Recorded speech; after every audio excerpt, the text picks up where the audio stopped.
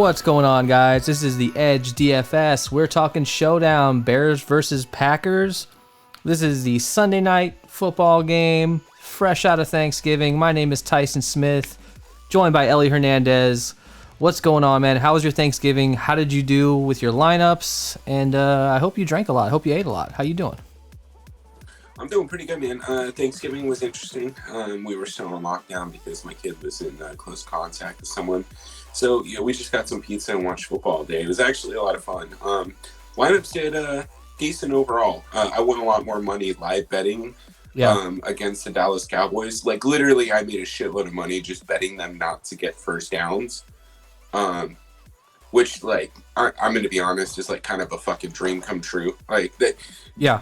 To be able to bet and make money off of someone being that shitty is kind of nice. So, I had a decent day overall. It was fun. We actually celebrated our Thanksgiving today. So I'm a little drunk now and full of mashed potatoes. So if anybody's watched this show in the past, they know when Ellie's been drinking, it's a good fucking show. So stay tuned. Our definition of good is loose, so let's just throw that out there as well. Yes. If you guys see me just yell out obscenities, it's because I'm also watching the last few fights in UFC. Of course, we're fucking multi-sports players. Of course. Yeah. And I have the weird. This is a weird, bizarro world. We just watched Jake Paul knock out a former NBA player. Bro, he knocked him the fuck out. Yeah. He knocked him the fuck out. Snoop Dogg. I was not expecting that. Snoop Dogg smoking weed, performing gin and juice.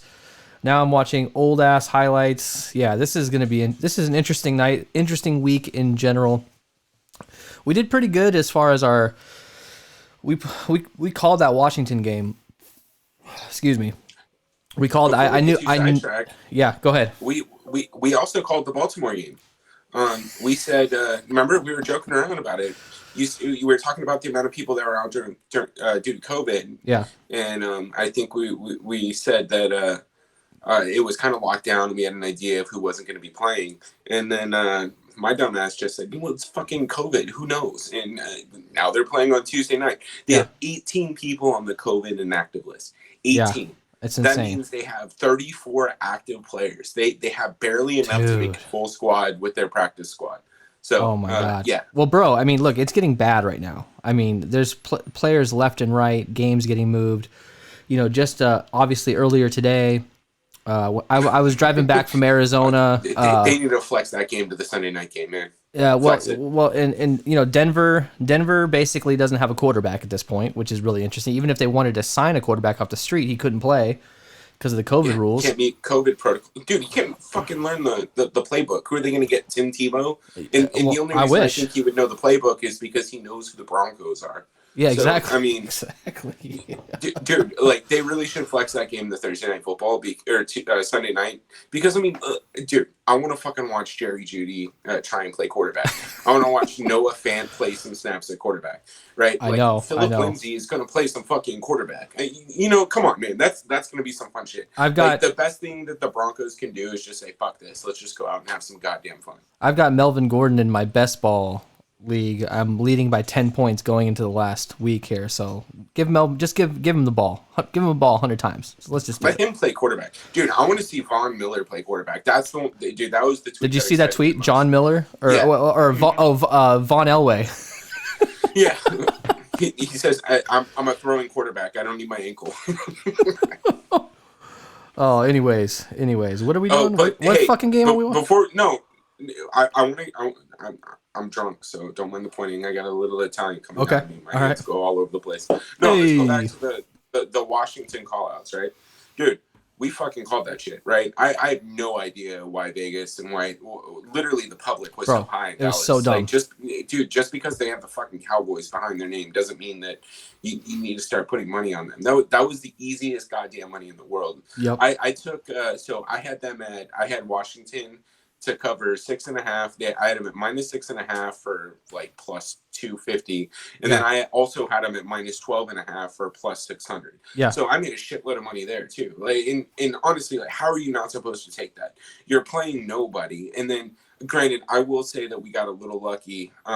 That's the wrong word to use with what I'm about to say, but I understand it's getting a shitload of injuries on your offensive line isn't going to help you Oh yeah, succeed in the game. yeah, So yeah. I understand Vegas can't predict that, but I mean, at a certain point, you have to start baking in the amount of offensive linemen that you lose on a weekly basis. They haven't had the same starting five in 6 weeks. So shit like that matters. And again, before we get too sidetracked, right? I just want to point out the fact that it's not like we were being geniuses when we called out Washington's defense against that team. Yeah.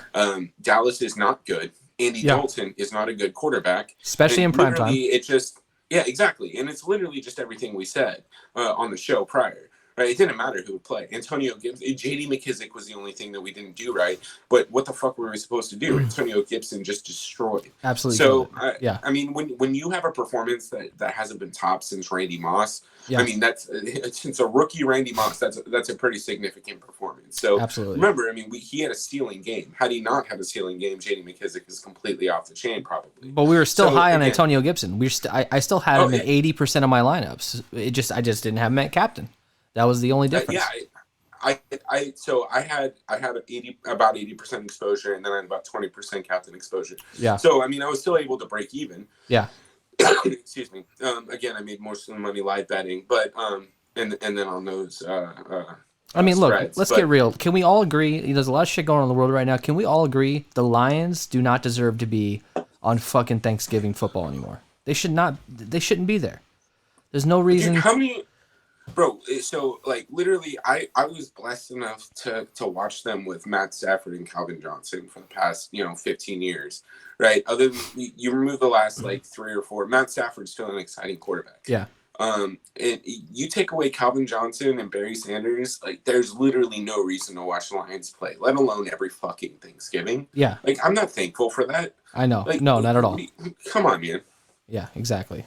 Yeah, back in the Barry Sanders days, absolutely. You're out there playing football with your friends on the street, watching Barry Sanders. Amazing. It's great, but that's over. It's long gone. All right, guys. Well, thanks for sticking with us here. We usually do these shows about an hour, a little bit more sometimes. We really zoom in and break everything down position by position. We have our Fate of the Night, our Crown the Ass segment with our favorite captain. I have everything timestamped down at the bottom here, so if you want to scroll through, just go to where you need to go. If not, hang out with us the whole time. You can get live reaction to Mike Tyson knocking this motherfucker out. I hope so.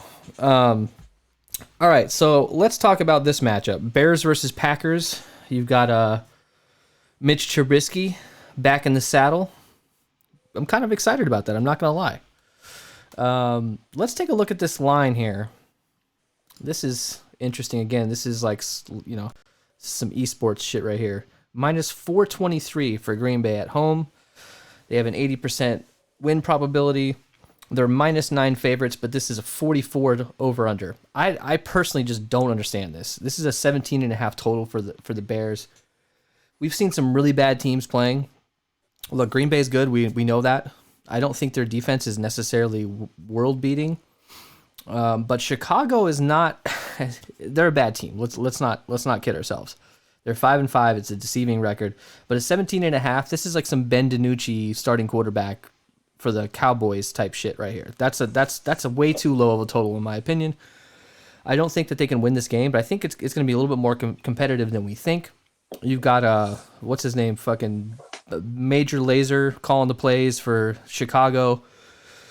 And you got Trubisky back. Look, the guy's 3-0.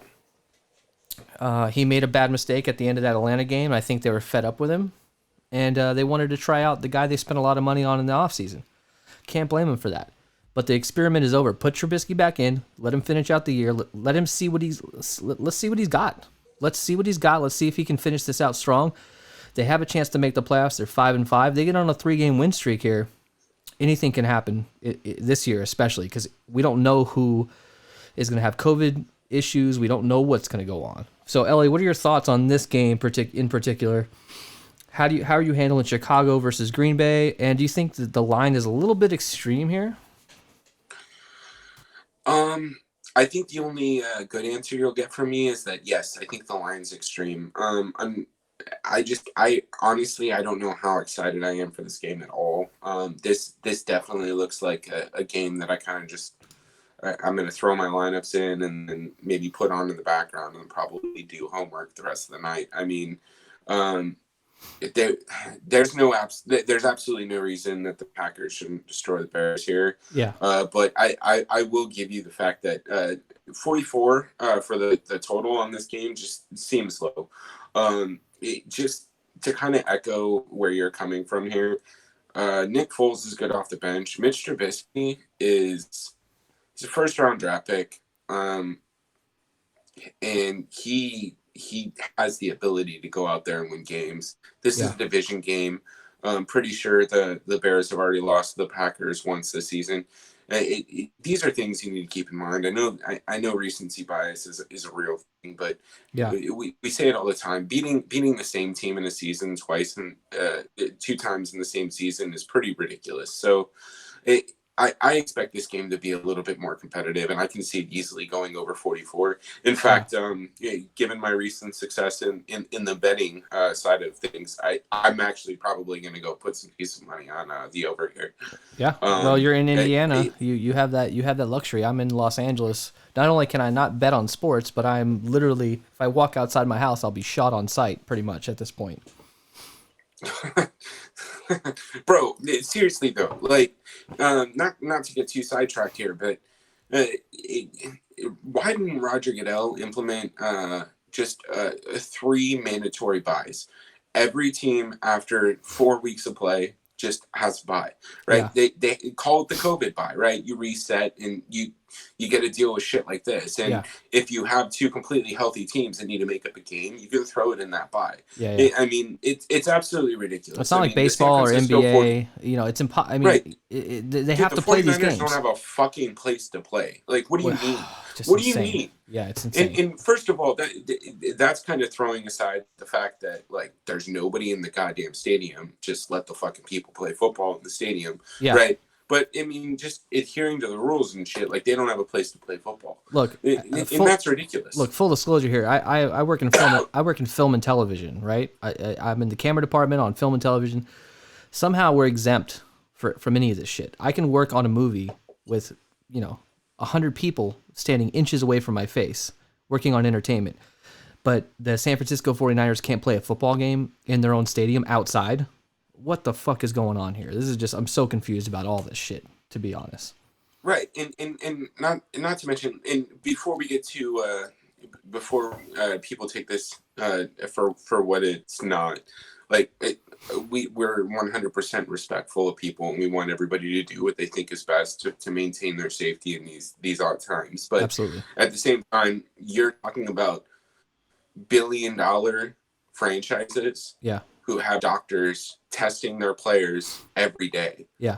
Right. Totally. This isn't me and my fucking little brother working at McDonald's and kind of just showing up and muscling through it, right? Yeah, These guys have doctors. They're going to be sick. Just don't let the fucking fans come in and spit on them, and they're going to be okay, right? Like, I mean, anyways, let's get back into the game before I get too sidetracked here. Yeah. I mean, obviously, we're all for health and safety. Obviously, I'm just pointing out. Bro, if this bitch wins right now, I'm gonna be so fucking pissed that Johnny Craig, the redheaded dude, in the last fight didn't fucking win. And for anybody who didn't get that, Johnny Craig is the lead singer for Dance Gavin Dance. He's a shitty heroin addict, anyways. The fuck? All right, I'm gonna swerve this motherfucker back. Exactly the same. I'm gonna swerve this motherfucker back. All right, so let's talk about it. Oh Jesus Christ! Sorry about that. Let's talk about injuries. Hopefully you guys enjoyed this show. Let's talk about injuries here. Oh shit, that's not the right slide. Oh, hang on a second. Hang on. Talk about something. I gotta add this injury slide here. 1 second. Bro, okay, so I am going to talk about something. Since we got UFC on, one thing that I've noticed is if you're paying over $9,200 for a fighter, it's rarely worth it. The problem is the scoring system is so weird, and for DFS specifically, if you're that heavily favored and you end up getting a first round knockout or a first round submission, you're not getting the amount of points that you're going to get for being in 3 rounds in a competitive fight. And Yeah. Honestly, like I get that it makes, I get why that would make sense for other sports, but getting if you get a fucking knockout in the first 30 seconds of a fight, that's got to be worth like 180 Dude, points. exactly. It doesn't make The sense. scoring's all fucked up. It doesn't make sense. The scoring's all fucked Bro, up. I love fucking DFS MMA, by the way. It's fucking amazing. Yeah, and anybody who's fucking watching this, if you guys are interested, because of the canceled Thursday night game, we're gonna try and bang out an MMA video this weekend. And then we're gonna shout out to Pete the Heat MMA on Twitter. He works for Osmo. He's also a fighter. He has a free link to a pretty solid sheet that he calls the Heat Sheet. It's Pete's Heat Sheet. Yeah. And I'll be honest with you, it's fucking awesome. Just without knowing who any of these guys are, we can use that heat sheet and just Vegas odds and projections and have a pretty good idea of where we're going. Yeah. So we'll go over that and we'll get into some strategy on that later on this week. Yeah, we should have that on Thursday. We're probably going to release it on Thursday. Look, full disclosure here. I'm not an expert on MMA, just like, I'm looking at probabilities. I'm trying to avoid looking at names, and I've had some really good success. Ellie, you have too. You know a lot more about MMA than I do, but we're just looking at probabilities. We're looking at Vegas lines. We're looking at knockouts in the first round. We're looking at that kind of stuff. And man, that's all you really need, to be honest, because a lot of it is a crapshoot anyways. So anyways, join us for that. We'll have information on that later. Let's get back into this. Injuries for this game. Chicago Bears, Nick Foles, obviously he's doubtful. He's not going to play. He might be active, but who knows? I doubt it. And I don't know why DeAndre Swift would be on this. Swift is questionable with a head injury. It's an important update, man, because he was one of our call-outs from the last slate. Yeah. And the fact that he didn't play, honestly, look, fuck the Lions. That's all I have to say. Oh God, I hate that team so much, dude. Yeah, they ruined everything for me. So the Packers, we got MVS. He's questionable with an Achilles. Yeah, AJ Dillon. When did that happen? After he had multiple death threats maybe on the play he fumbled. I think actually, you know what that is? I think he was injured on that play that he fumbled. So he's questionable, and then he also got death threats and people hate him. I mean, he fucking fumbled the ball. Get over it. I mean.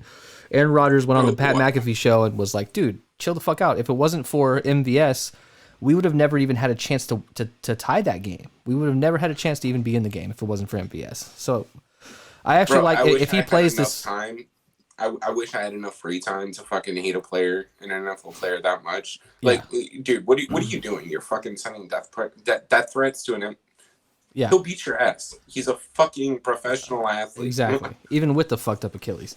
AJ Dillon's sickness, I believe he was on the COVID list. Don't know if he's coming back yet. This is sort of it seems like a last minute sort of thing that they figure out. Ignominious questionable with the knee injury. I don't think that's a huge deal here. So look, if MVS plays, I actually really like him. I know it's more of a narrative thing, but like I've always liked him. I think Aaron Rodgers is starting to connect with him, but I also think that with Lazard coming back, it's going to obviously limit. But we don't know what Lazard. We don't know how. It might take him a little bit of time to actually acclimate back into playing. We don't know how he's doing, so keep an eye out. Keep an eye out for news with injuries, and obviously we don't have to tell you at this point that COVID. I mean, honestly, especially this week with how many outbreaks are going on, in my opinion, if you can't be by your computer 90 minutes before lock, just don't enter a lot of lineups. Like, don't go crazy. Don't overextend yourself. Just play what you can, because if you're not available 90 minutes before lock, I wouldn't be comfortable playing, because anything can happen. We can get any sort of weird random news tomorrow at all. So, with the injury news there, any thoughts on that? Anything pop out to you? What do you think? No, man, I don't give a shit. Literally none of those injuries mean anything to me. The only one that is worth mentioning is I thought Mitch Trubisky was just the starting quarterback. I didn't know Nick Foles was doubtful. Yeah, no, he's doubtful, and that's why he ended up doing that. Yeah, that may play into my in Mitch Trubisky is very much a confidence quarterback. He needs the support of the team and the coaching staff around him, and something like that might worry me. But again, that's not tangible. It's not something you can measure in statistics. It's just it can impact his rhythm. So it's just something to be mindful of, I think. But one thing to keep an eye on. That's really all I care about. One thing to keep an eye on is they didn't say Nick Foles was out. He was questionable and doubtful. But Trubisky was named the starter yesterday. There's been articles written about it. Like, so they just said, you know what? We're going to give you the ball. We're going to let you start. Even if it's possible that Nick Foles still suits up. It's very possible that he still plays. So if, in my opinion, I hear what you're saying, but in my opinion, I think they made the decision that at this point we need to go back to the guy who, they were 3-0. The dude's undefeated this year. You know what I mean? Like, I know he hasn't been impressive, but he has, like, this can spark this team, in my opinion. Definitely. Are you ready for it? Let's hop into quarterbacks, because I'm ready for it. I think this is the most important topic on this entire slate. Break it down. Let's get right into this shit, dude. Switch over to quarterbacks here. Aaron Rodgers at 11.4K. That's a good price for him, actually. I think he's way underpriced, in my opinion. Dude should be like 13.5 here.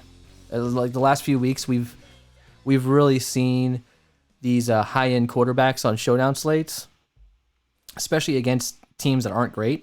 We've seen them priced in over 13, which is, for Aaron Rodgers at 11.4K. And look, Mitch Trubisky at 9.2K, I'm pretty sure that's the same fucking price as Ben DiNucci back a couple weeks, which is insulting. It's just fucking crazy. 9,200 for Mitch. Dude, give me so much Mitch. Give me tons of Mitch. And Aaron Rodgers and Mitch in the same lineup, to me, I feel super comfortable about that because Mitch is going to be so underowned because of the stigma behind him. He's not as bad of a quarterback as we all think. I think if he was the starting quarterback for the Packers, they would be undefeated. Okay, not undefeated, but he would be doing well. I went a little bit over the top there. He would still be doing pretty well. What are you doing with both these quarterbacks? You playing both these guys? What are your thoughts? I don't have much earth-shattering feedback for Aaron Rodgers. The only thing that I can say about him is I think this is very much similar to the Patrick Mahomes call I had a couple nights ago. I'm not 100% certain he's going to be needed for the optimal.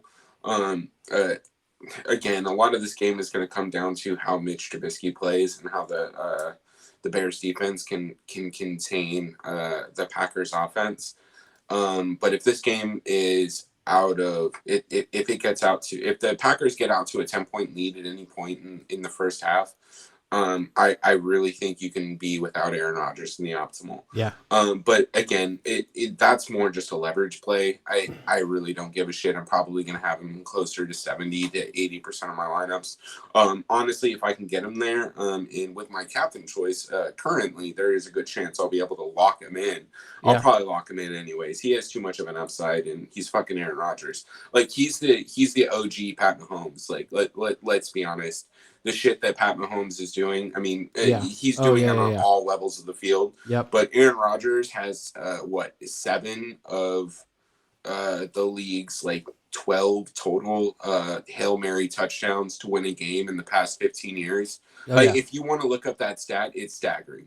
Aaron Rodgers is a fucking baller, and I don't know what to say other than that. So that's my take on Aaron Rodgers. Mitch Trubisky. I'm right there with you. I'm very interested in his ownership projections. Actually, we have them. We have them. We're not going to give away any sort of proprietary paid information here, but I will get you in an area. He's under 50% total owned, and he's under 10% in the captain. He needs to be at 60% simply because he's a starting quarterback on a showdown. And he's 9,200. He's 9,200, bro. Right. Well, bro, that would put me closer to 70%. That should give him an additional 10% ownership just because of his price.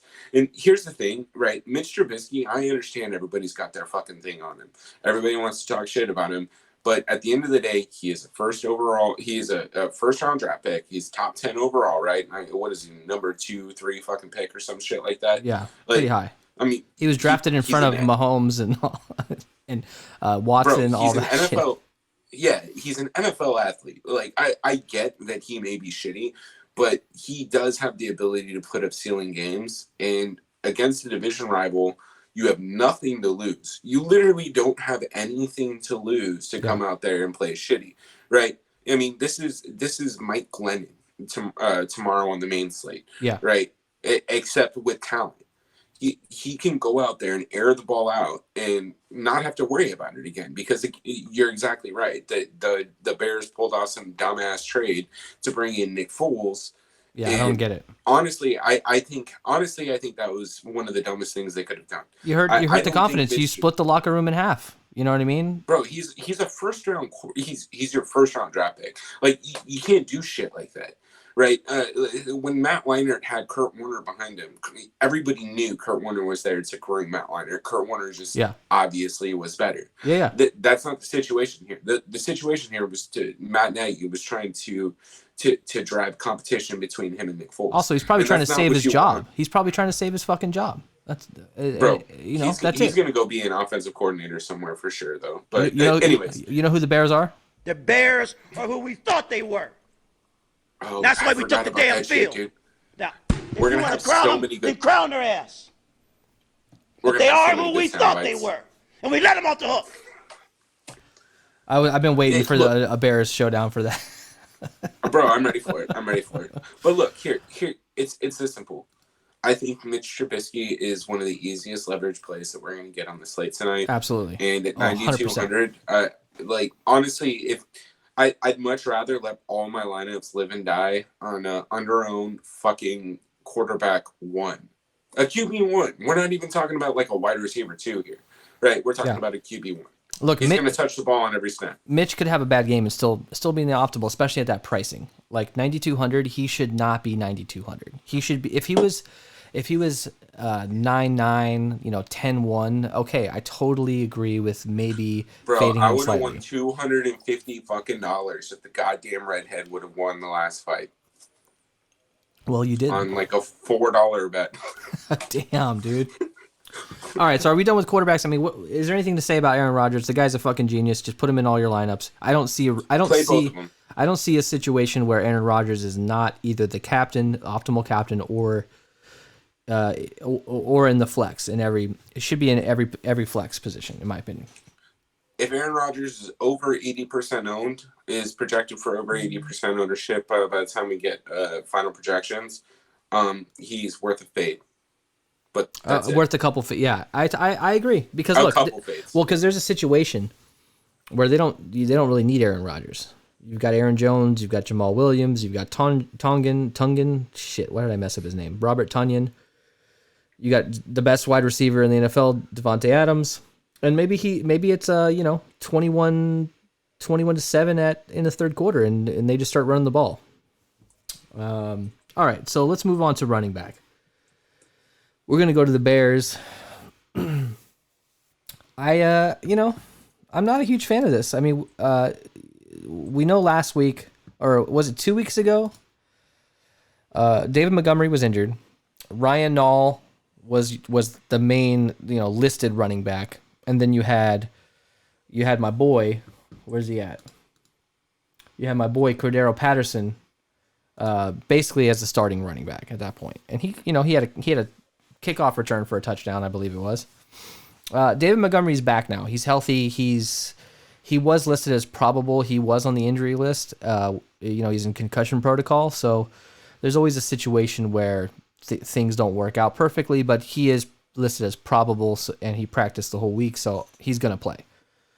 At 8,800, I don't see me getting a single fucking lineup with David Montgomery, in my opinion. This is a team that's a heavy underdog. They don't run the ball well. I know that with Mitch Trubisky, they actually did run the ball pretty good at the beginning of the year. But they weren't playing great, they didn't have great opponents here. So let's look at David Montgomery's first few weeks with Trubisky starting. So you got week 1, 2, and 3. He had 13, 16, and 14 carries. Nothing to write home about. He had no touchdowns. He had 82 yards was his high. He did have a receiving touchdown in week 2. But nothing really to write home about this entire season for this guy. He's one of the most underwhelming running backs in the NFL. I think if you pair him with a dynamic Tariq Cohen type player, unfortunately, Cohen got injured. So we're dealing with David Montgomery by himself pretty much. And I honestly think that we will see some Cordero Patterson snaps, maybe a couple, maybe like 5. I just don't see myself getting to David Montgomery. And Ryan Nall, I don't even know why I'm talking about him. How are you handling Montgomery? Me personally, not interested. Yeah, I don't think he's terrible. I'll probably have a little bit of exposure to him. I mean, he's gonna be around 35 to 40% owned. I think that's just too high. I would rather get Jamal Williams any day over David Montgomery. Yeah. I mean, yeah, just looking at the pricing, obviously Jamal Williams at 3,400 is I don't know, fucking dumb as shit. I mean, even if Jamal Williams was at 8,800 as a backup, I'd rather get Jamal Williams. That's how much I don't like David Montgomery. It could all go bad for me. Montgomery could get 2 goal line carries. He can get a couple of receptions, and he can be in the optimal. I'm not doubting that could happen. I personally would rather not spend 8,800 when the starting quarterback who touches the ball every fucking time is only $400 more. I'd rather get him in every lineup, and I'd rather go with one of the stud wide receivers. So let me put it this way. The only reason why I think I'll land up, so I'll probably have about 20% exposure to David Montgomery. I'll come in about half the field, a little under half. Yeah. I'm not huge on the guy, but you're exactly right. He does have the potential to get 20, 25 carries, 5, 6 receptions, whatever. Yeah. Or targets, not necessarily receptions. Yeah. But I think at 8,800, he is expensive, but if I have to choose between him and A-Rob, I know this is going to sound like blasphemy, but David Montgomery is going to have a better matchup than Allen Robinson versus Jair Alexander, who's going to be running one-on-one coverage against him all day long. So if I have to choose between those two, then I'll probably lean to David Montgomery a little bit more just in a situational basis. But again, I'm not prioritizing either guy in my roster, and we'll get to him in a second on the A-Rob side. I'm not prioritizing any guy in my roster just because I think I prefer to have the running. I guess the offense, the key offensive pieces from Green Bay and Mitch Trubisky, and then just try and find some value somewhere else. I don't think he's necessary. I don't think he's going to be in the optimal if that's the best way to put it. Yeah, me neither. So I'm going to have some exposure to him, but he's not projecting well, and I'm not interested in him. So let's move over to the other side. We got Green Bay, Aaron Jones. He's at 10.4K. Pretty high price for him, which, understandable. This guy can break the slate. He's one of the players that in a showdown slate, if you don't have him in your lineup, you literally cannot even cash. There are situations where that goes down. So Aaron Jones at 10,400. It's going to be tough to fit a lot of these guys in. You kind of have to make a decision. Do you go Aaron Jones? Do you go, Devontae? Do you go Aaron Rodgers? You can probably get two of those. You can't get all 3, in my opinion. So I like Jamal Williams more, in my opinion, because I think his value is much higher. But it's scary to consider fading the starting running back, one of the best, a top 5 running back, in my opinion. He's right behind Kamara to me. It's scary to fade that guy in a showdown slate for a team that's heavily favored. How do you handle this? Aaron Jones and Jamal together is actually a cool option because at 13.8K, you're capturing all of those rushing yards, all those receptions out of the backfield. If you think about it as a combined ownership and how much volume you're going to get, I think that's a nice way of looking at it. But Aaron Jones at 10.4K is kind of high. What do you think? Yeah, I think he's expensive, but look, man, I think Mitch Trubisky is the ultimate pivot off of Aaron Rodgers. If you want to stack up the Packers offense, you fade Aaron Rodgers, grab Aaron Jones, Jamal Williams, fucking Devontae Adams, and Robert Tonyan, and then you throw in Mitch Trubisky and whoever else. And honestly, I'm pretty sure that the salary is going to let it work out fine. Yeah. I think I think you're right on. Jamal Williams at 3,400 is just obscenely underpriced, especially given his snap rate. If you just look at his snap rate alone, it's insane. There's no reason for him to be 3,400. I mean, he's on the field almost 50% of the time. 52% last week, 52%, and Aaron Jones at 50. Yeah, he's splitting. I mean, he's essentially splitting carries with Aaron Jones, who's his top running back. Yeah. So to me, this is like Alvin Kamara, Latavius Murray, or Alvin Kamara, Mark Ingram a couple of years ago. You're right. This has the potential to be a pretty solid handcuff. And I mean, look, man, fading Aaron Rodgers and then running both these guys, the amount of uniqueness you get from that and the amount of salary you save, you're essentially getting Aaron Rodgers for. Well, never mind.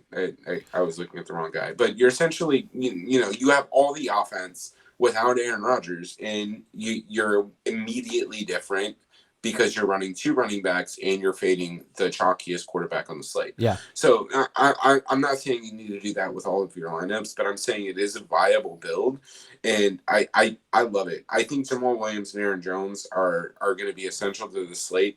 Aaron Jones is very expensive. But honestly, I'd almost rather pay for him than I do Aaron Rodgers, because if that line is even somewhat close to accurate, why do we think Aaron Rodgers is gonna get there at his price tag? Totally. It sounds like Aaron Jones has a better chance, and Jamal Williams, 100%, 100%. Right? And the rest of the guys, Tyler Ervin, whoever the fuck else they have on the roster, and Tyler Ervin didn't make that graphic, but he was also questionable, I think, for COVID as well. So I don't think they're even mentioning. They're not even worth mentioning.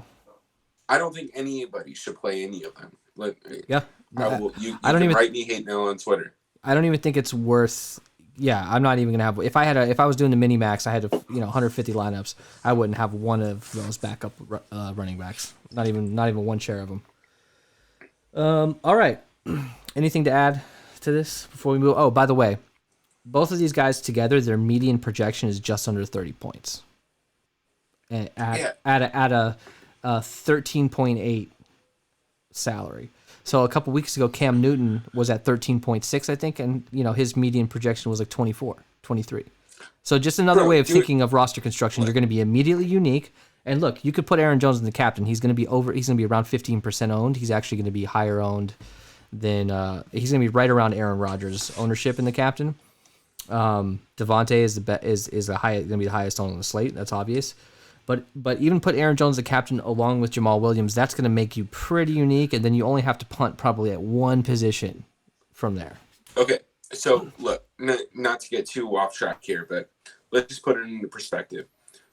Mason Crosby will probably see the field for a total of 9 plays. That's given extra points. That's including kickoffs. That's including field goals. Yeah. He is 3,800. Cairo Santos, 3,600. Jamal Williams, 3,400, and will be on the field for half of the Packers' offensive plays. Half of them. He ran 18 routes last week. Dude, if anybody can tell me that they're more comfortable playing one of these other fucking random dudes at in a similar price tag, then sure, I'll jam them in. Comment on the video, and I guarantee I'll screenshot that shit and play it. Instead of Jamal Williams. But until then, you cannot tell me that there's not value on this slate. It's that simple. 100%, dude. Totally agree. All right, let's move over to the wide receivers for the Packers here. So this is going to be interesting. Davante Adams, if you've watched the show before, I love this guy. He's at 12.6K. Just fucking so expensive, man. I think you're just going to have to fade. You're going to have to make a stand on one of these guys. I don't personally like just spreading myself out too much and getting like 30% of each guy or 40%. I think you just have to take a stand, and I'm more likely to take a stand on Davante Adams in my opinion, because look, is he dominant? Absolutely. Is he the best wide receiver in the NFL? Absolutely. But in a game where they're favored by 7 or 8, they're favored by a touchdown or whatever, this could be a blowout quick. There could be a lot of garbage time on the other side. I don't know that Davante Adams needs to go off for them to win. I don't think he does. You got Aaron Jones, you got a lot of other players, and if you choose to, I would rather choose to play Aaron Rodgers over Davante Adams because of the price tag. It allows you to spread it out and get some higher priced Chicago guys that can get some garbage time or also get a couple of touchdowns for you.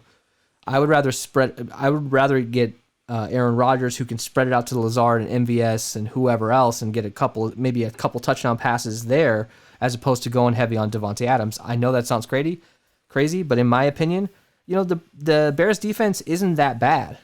They're actually pretty good. And as long as they're not getting blown out, I think Devontae Adams can be limited in this game. And Allen Lazard is so underrated. He's at 6,800. Remember that week when Devontae Adams was out? Lazard was the guy. He crushed. Lazard is great. He's at 6,800. MVS is 7,200. That's a little high for my taste, but I do like him. What are your thoughts on all these guys? I mean, I'm going to keep it pretty simple here. Devontae Adams, I'm going to get as much exposure to him as I possibly can. He's too dominant. I mean, look, he has one game. He has 3 total games this season under 20 fantasy points. One of them was 19.6, and the other 2 are pretty low. You have 6.6 and then 12.1. Yeah. Everything else, you have 23.6, 33.3, 30.3, 44.6, 41.6. Yeah, I mean, look, man, I honestly, I'm kind of shocked that I'm used to you talking me into playing Devontae Adams. I know. Look, man, all I can say to you is he's ruined my night too many times that I will at least have 50% exposure. It's going to be difficult to build him into your lineups, but when we talk about getting a lower exposure just because of his pricing, that's what we're talking about is 50%. It's going to be hard not to get him into lineups, but Tyson's exactly right. You're going to have to decide who you're going to fade. Yeah. So it's either going to be Aaron Rodgers or it's going to be Aaron Jones. Based on the way this conversation is going, right, it looks like I'm more comfortable fading Aaron Rodgers. And, I honestly, that kind of gives us a little bit of balance because it gives us kind of, Tyson can build his way, I can build my way, and we can kind of cover the field a little bit more and stick to our guts and what we were planning to build. Yeah. So instead of trying to get more balanced and covering a bunch of lineups with Devontae Adams and all of these expensive guys, I can stick with playing a bunch more Devontae Adams and focus on minimizing the amount of people that I have to jam in the cheap spots, right? Yeah. I can rotate those 1 or 2 positions a little bit more instead of trying to bank on a cheap core going off. Yeah. And vice versa, right? So you playing Aaron Rodgers over Devontae Adams is going to give you a little bit of that flexibility. So look, man, I think Devontae Adams is something that you're just going to have to decide. Yeah. Do you want to play him or not? He's obviously going to probably get there. But again, at 12.6K, given the game script and the way the line is trending right now, he may not be necessary. So exactly. It's going to be interesting. Again, I prefer to lock in Aaron Jones and Jamal Williams into my lineups and kind of see where I land on ownership from there. Yeah. I mean, let me just put it this way. Devontae Adams is going to be over 70% total owned. He's going to be around 25% in the captain potentially. Those are Cam Newton. Those are Patrick Mahomes, Kyler Murray numbers. Now, I legit do not want to play those guys in the captain. Like, I'm just not going to do it. So will I get flex of him? Most likely, but I'm going to have to make a decision. Do I want to go more 35% on him in the flex and spread it out there? Or do I just want to go heavier with Aaron Jones? In my opinion, with the game script, the way I think it's going to play out, I'd rather get Aaron Jones and I'd rather get Jamal Williams in a lineup together. Not in every lineup, but in a lot of lineups, and slightly fade Devontae. I'm not going to change, with the ownership like that. I'm not going to try to punt on 2 or 3 positions, especially getting a guy at 12.6 in the captain. Who the fuck else are you going to... I mean, I know you have your Jamal Adams, but I most likely can't get... I don't even know if I can get... I don't even know if I can get Trubisky with that guy in captain. It's just going to make the lineups harder to build. So just think of it that way. Because we want to be unique in Showdown, but we don't want to be too stupid. We want to be a little stupid, but not too stupid. All right. Anything else to add to Green Bay's wide receivers? No, we're good, bro. All right. We're moving on to Chicago. The Bears. Allen Robinson, $10K flat. So is Allen Robinson really, $2,600 or worse than Devontae Adams? That's a question to you. Yeah? Yeah, 100%. First of all, Devontae Adams has Aaron Rodgers, so that's like 15 points in Devontae Adams' direction. Yeah. What is Devontae Adams going against? Kyle Fuller? Let's look. Jared Alexander. Yeah, Jared Alexander. Jared Alexander is an all-pro corner. Devontae Adams is going against Jalen Johnson, apparently.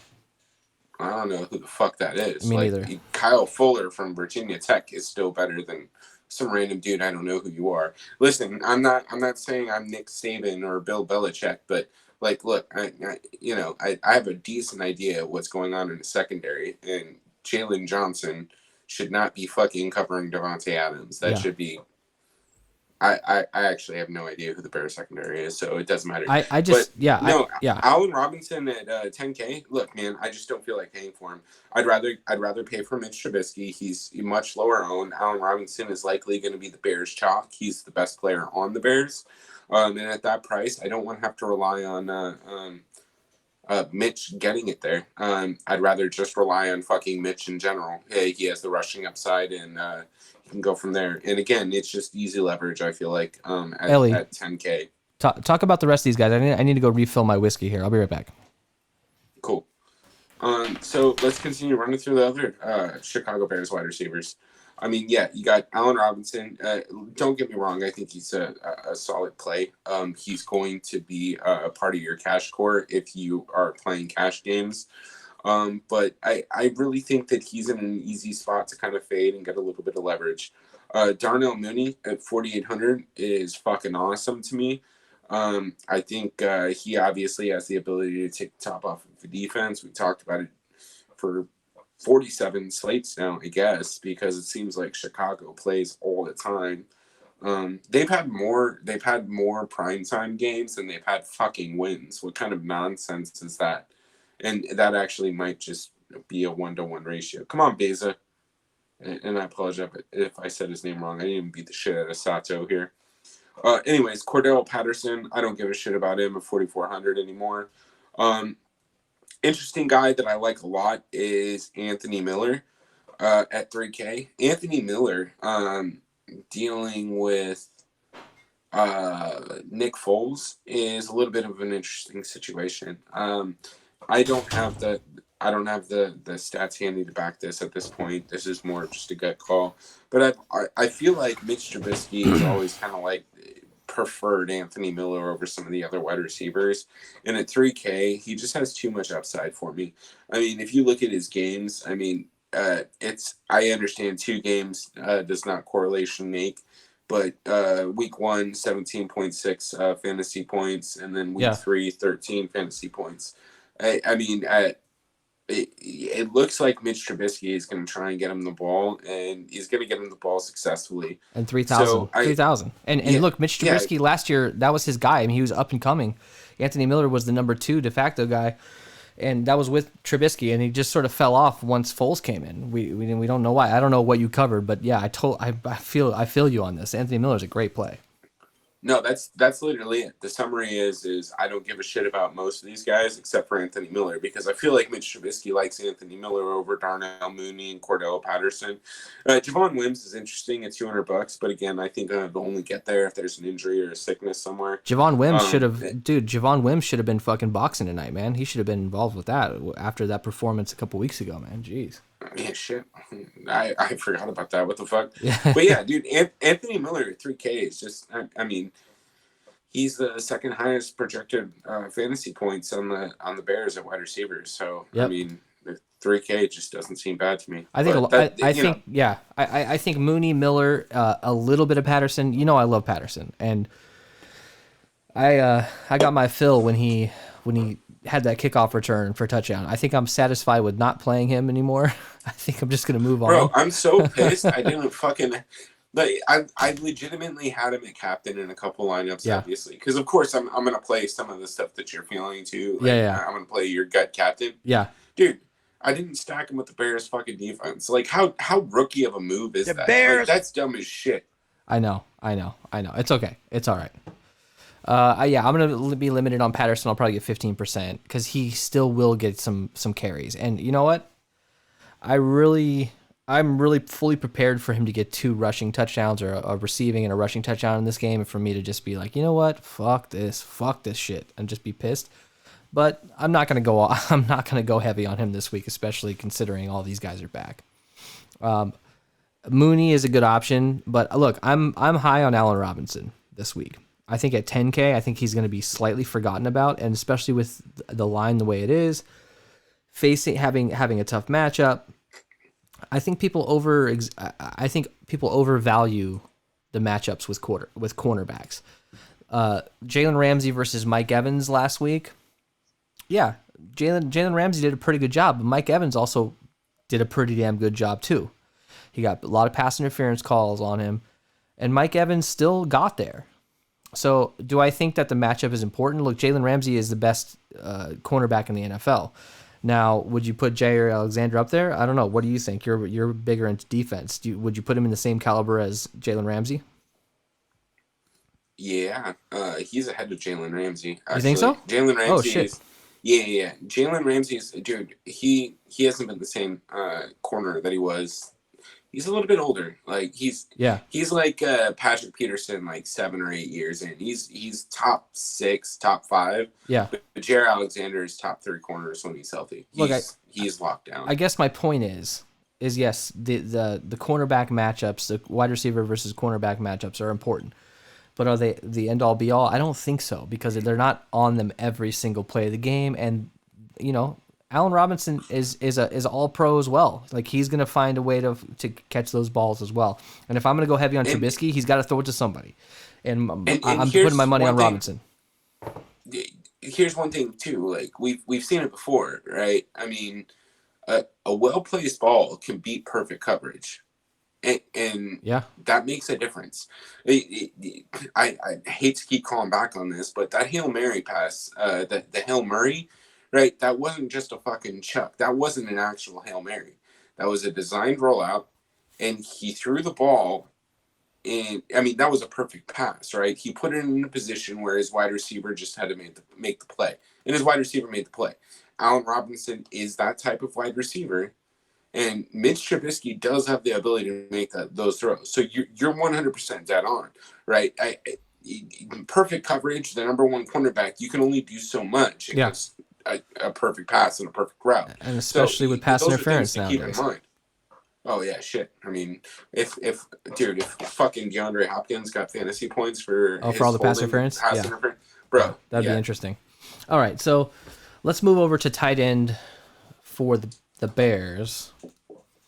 We're looking at our boy Jimmy Graham here. He's at 5,200. I think he's always an option, and I think I always like to sprinkle him in to captain. Look, is it a revenge game? I don't fucking care. He played for Green Bay for 10 minutes. I don't think there's any narrative behind this, and I don't think you should, base your roster construction off of that. But Jimmy Graham, on any given day, I think he can get 2 touchdowns on any given day. When is that going to happen? Who knows? It's a crapshoot. We got an 11.5 fantasy point game week 1 with Trubisky, and then week 3 you have a 24-point fantasy game with Trubisky. And then you have a 17-point fantasy game with Foles. So, it seems like Trubisky probably likes Jimmy Graham a little bit more than Foles did.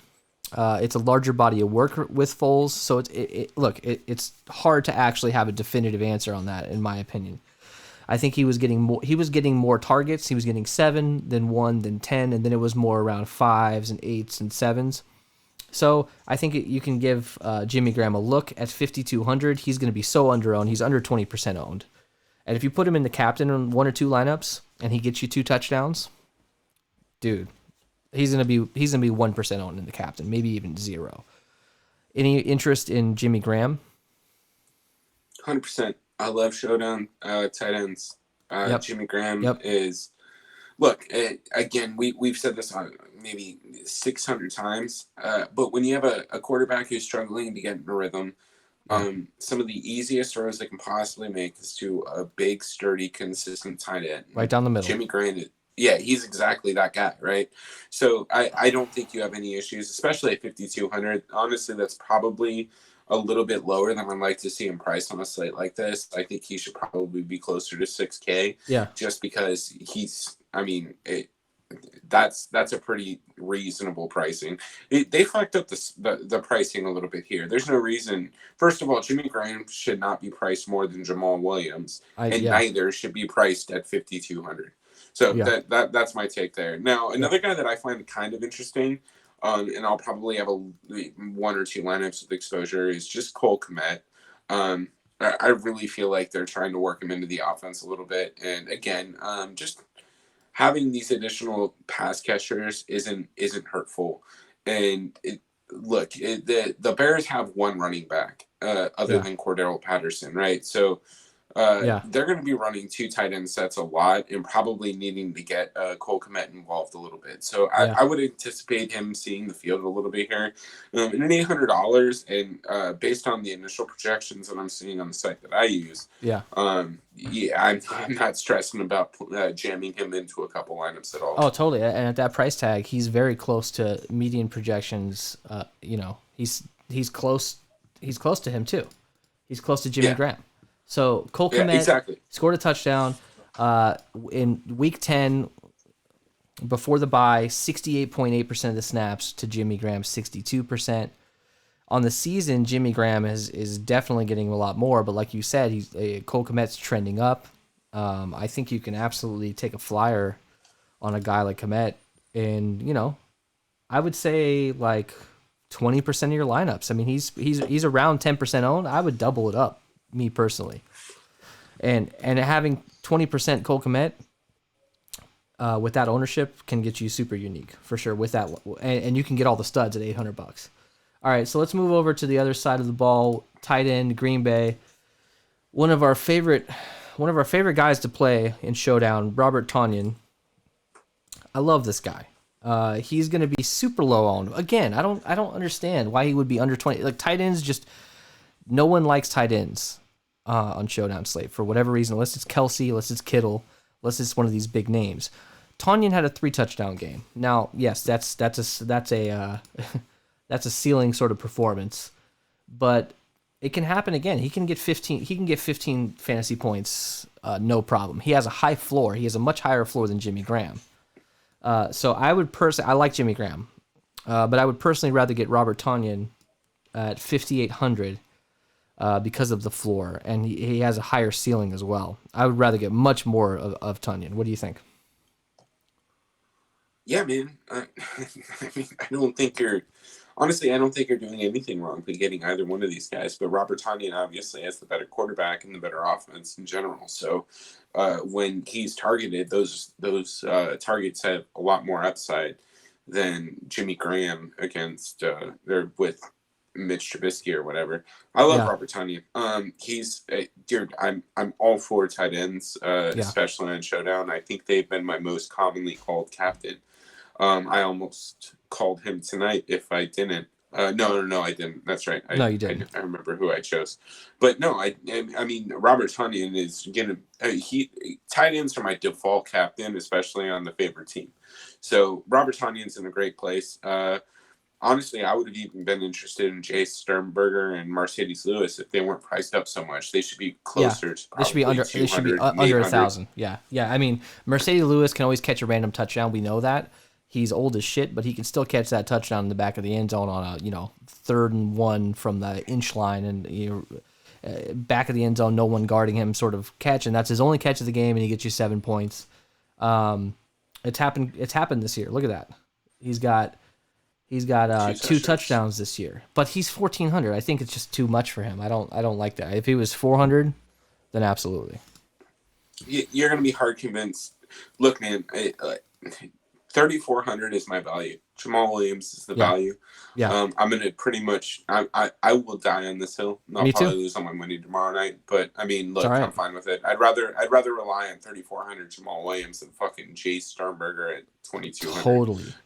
Now look, I don't know what to tell you. There's an absolute situation where this is a blowout. They're not putting Aaron Jones back in the game in the fourth quarter, and we get Jamal Williams. We get an extra 6-7 carries for Jamal Williams for 25 yards and maybe a reception on third down. Like, you get a bunch of garbage time points for Jamal Williams at 3,200.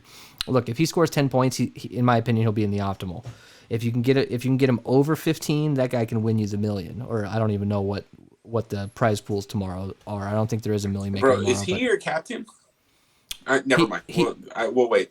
Well, wait. He's actually not. Know. He's not. He should be, because I love this guy, but I'm actually going to go with somebody else. Bro, I'm kind of disappointed. Never mind. Let's go. All right, we'll get there. All right, kickers and defense, our favorite subject. You got Mason Crosby, 3,800, pretty low for kickers. It's usually 4.2K, like 3.8 to 4.2K. It's 3.8 and 3.6K this week for Cairo Santos. They're both going to be under 20% owned. I don't know. Like I always say, I don't fucking know about kickers. I mean, there are some instances where the total's super low and the offenses are pretty bad, and you think they can stall it in the red zone and get a couple of garbage time or a couple 30 or 40-yard field goals. I'd rather go with Jamal Williams. I don't even want to waste my time worrying about if Mason Crosby can kick 3 field goals in this game. Yeah, I'm right there with you, man. Let me summarize this simply. I think both kickers, given their pricing, are in play. I think both defenses are also in play. Yeah. I think the Packers are a little expensive at 4,200. Bears are, but the definitely Bears in play. Are gonna have $2,600. They have the opportunity for returns, right? They have the opportunity for sacks, takeaways, right? I mean, when we talk about a 44-point total, that's about the total that between, like, I don't know if I've ever seen an NFL total under 40 points, or haven't been paying attention, but between 40 and like 46, I'm 100% open to playing both defenses. Yeah. So I think all 4 of these guys are in play, but your sentiment is exactly the right sentiment. I just don't know how I'm going to get to these guys with 3,400 Jamal Williams. Look, the bottom line is the Packers lost to Minnesota. They got beat, right? And they won a couple in a row, and then they lost to Indianapolis, which I think is highly overrated. That's just my opinion. Indianapolis? Do you think they're overrated? Indianapolis is overrated in my opinion. They don't have a quarterback. They don't have any wide receivers. It's just my opinion. But they're not very good. Their defense is so good. Yeah, their defense is good. Don't get me wrong. Their defense is better than the Bears' defense, but are they so much better than the Bears' defense? I think the Bears' defense is still pretty damn good. And this is a division game. Oh, yeah. This is a division game. It doesn't fucking matter. Like, nothing matters when it comes to division games. So just keep an eye on that. The Bears are going to have they're going to be injected with some energy, in my opinion, with Trubisky coming back. When you put a new quarterback in there, there's a little bit of hope. There's a little bit of change. You know, that's just the way I think. I think that this can go down a lot different than what most of the people are thinking this game can go down. Do I think that the Bears can win? I don't think they can win, but I think they can keep it close. I think this could be close going into the fourth, and then it just sort of gets away from them. Because Trubisky's coming in, things are different. They're gonna try. They're not gonna leave anything on the table. I think you expect a lot of trick plays. Expect a lot of Cordero Patterson. You know, shit, the dude might throw the ball down the field. I don't know what's gonna happen, but I do know that the Bears have nothing to lose. They're 5-5. They need to win this game. They're gonna do whatever it takes. If they go 5-6, it's most likely over. It's gonna be tough for them to come back. All right, Ellie, you ready for our fades? Let's do it. What's your name? Tony! Fuck you, Tony. Who are we telling to fuck off in this game? Ellie, go first. Yeah, I'm with Allen Robinson.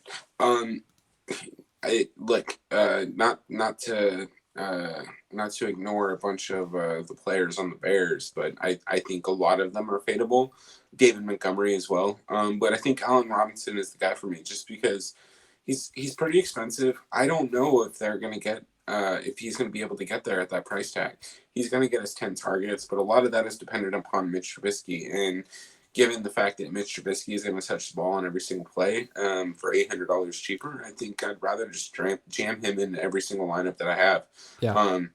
I'll die on that hill. It's going to be my strategy for tomorrow night, and it'll probably ruin my night, but that's where I'm at. And I think we went into a pretty significantly on the wide receiver side of the things. But don't get me wrong, I'll have some exposure to him, but I'm going to specifically build lineups without him so that I can get a certain build that I want. Yeah. As far as, there's really nothing to talk about with David Montgomery. Now, like I said, he can get you a couple garbage bullshit touchdowns, but I just don't see it happening, especially if they're going to be playing from behind. David Montgomery's not going to be in the game if they're down by 2 touchdowns. Just not going to be in the game, especially coming off of a concussion. I don't know that they want to just jam him in and give him 20 carries. I don't even think they can give him 20 carries in this game. Is he getting receptions out of the backfield? I don't think so. I think Cordero Patterson's going to be that guy. Ryan Nall's probably going to get a couple more carries or a series here and a series there. I don't think he should, but he probably will. That's just my thought on things. All right, we're going to move on to our captain. Denny Green has been getting a lot of play here.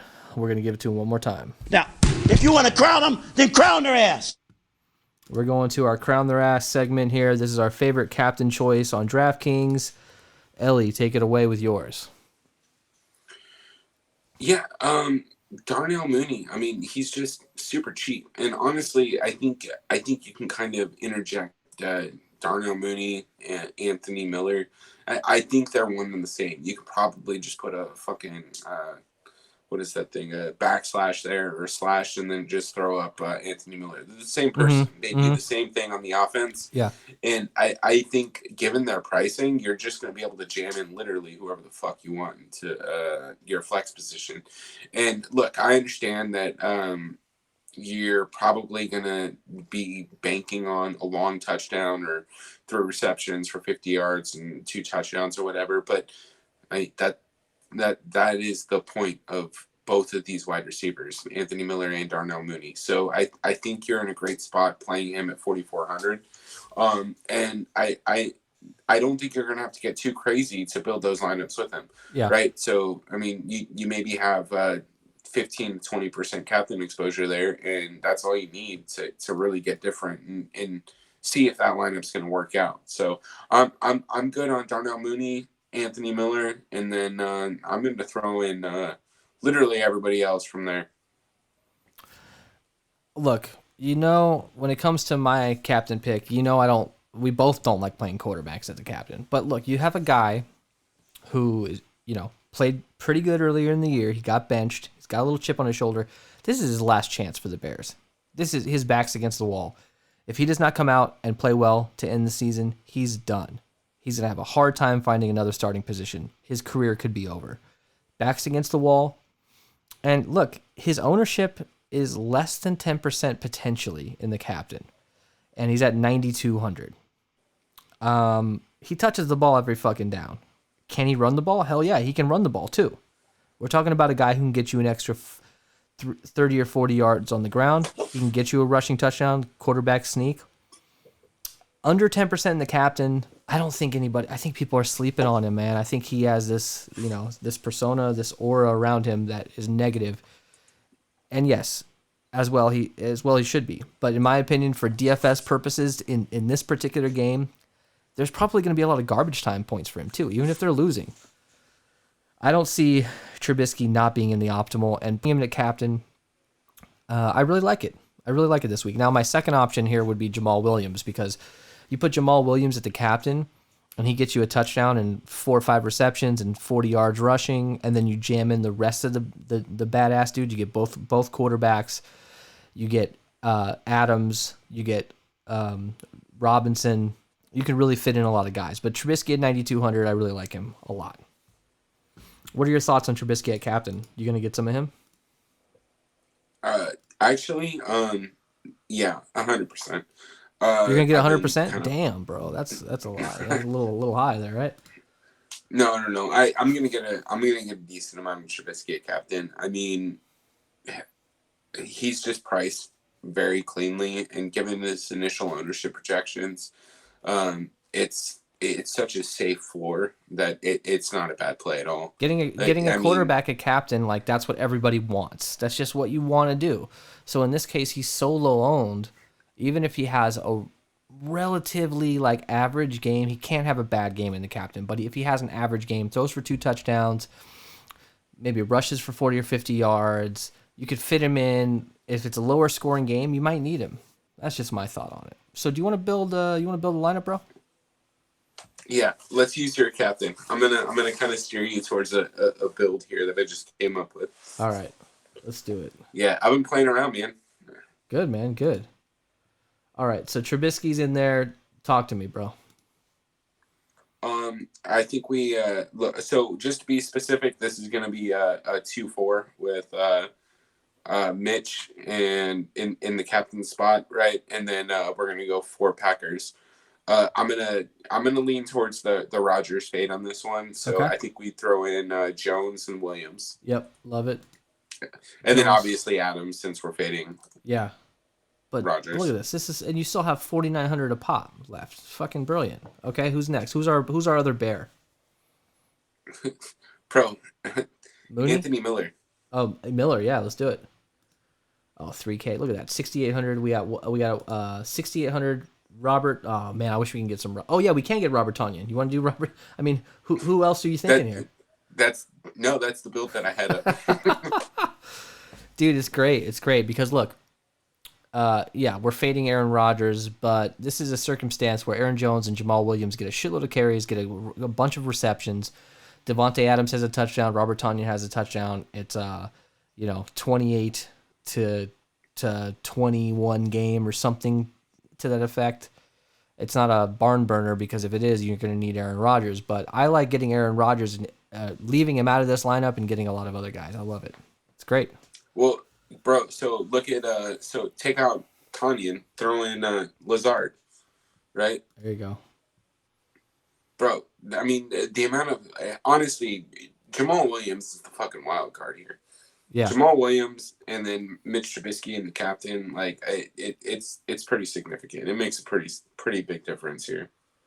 All right, I want to do one more build. I want to go with our Jamal Williams pick here in the captain.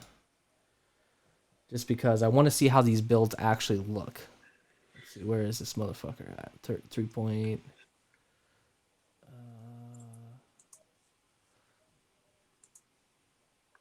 There he is. Sorry. All right, Jamal Williams. Let's do a double quarterback build here because we can. So let's fade Adams. Yeah, let's do Aaron Jones. Can we get Adams? Probably not. 1,300. Is there anybody? I don't think there's anybody at 1,300 we're comfortable playing here. I don't think. Yeah, let's fade Adams for this one. So I mean, unless you want to throw in Cole Kmet. We could. That's an option. I think that's a super dart. I mean, Jamal Williams and Cole Kmet in the lineup. You might as well go down to 7-Eleven and get yourself a lottery ticket, in my opinion. But if you're doing 150 max, it's obviously an option. All right. So look, here's where I want to go here. I want to go Allen Robinson. You go Mitch Trubisky, Allen Robinson. I want to do a 3-3 because we don't, with Jamal Williams and the captain, we don't need to do a 4-2. We don't need to worry about that. Let's see, 3,900 left. That's easy, dude. Let's see. Mason Crosby. I don't think so, bro. I think I want to go Anthony Miller. Oh shit, that's right. He's 3K. Like, I mean, look, dude, this pricing is so odd. Look at that. I'm just gonna be honest. You got Aaron Jones, Aaron Rodgers, Mitch Trubisky, and Allen Robinson in the same lineup, and then you have Anthony Miller, who can do whatever, who can absolutely go off in this game. Your only worry is Jamal Williams. Will he get enough volume? And I think he could. I think he absolutely could. I love this lineup. I definitely love this lineup. Doing a 3-3. Doing a 3-3 with Jamal Williams, a captain who's going to be 1% or less owned, in my opinion. Actually, let me just see what he's at here. Jamal Williams, he's under 3% owned. But still, that's fucking really low. Yeah, I mean, look. I don't know, man. I'm good with it. I think it's a solid lineup, and look, the ownership again is going to be concentrated, like we've seen a couple times before, a couple slates before. It's all just going to be in those few spots, and I mean, it's pretty easy to fade when you know where all the ownership is. You know what I mean? Absolutely. All right, so how do you anything else to talk about here? Obviously, keep an eye on COVID news. The shit's going nuts right now. Who knows if the NFL will even play these games? I mean, I'm sure they will, but like a game like this, anything can happen. Anything to add to this matchup here? And what are your thoughts on the final score? The final score, I can easily see this being. Honestly, I think it's going to be a little bit more competitive than Vegas has it. Me too. And by competitive, I mean there's going to be a little bit more offense. I can see this game being 34-27, 34-24. Yeah. Packers. Yeah, I'm going to go 31-28 Packers. But look, if you flip that score around, anything can happen. I would like to see it because the narrative is nice to get some Trubisky back, but I don't think they're going to win. But I think it's going to be very close. It could absolutely be very close. All right, Ellie, let's send them out. We got Monday Night Football. Stay tuned for that. Like this video. We really appreciate it. Subscribe, and we'll see you for Monday Night Football. See you guys later. Thanks a lot.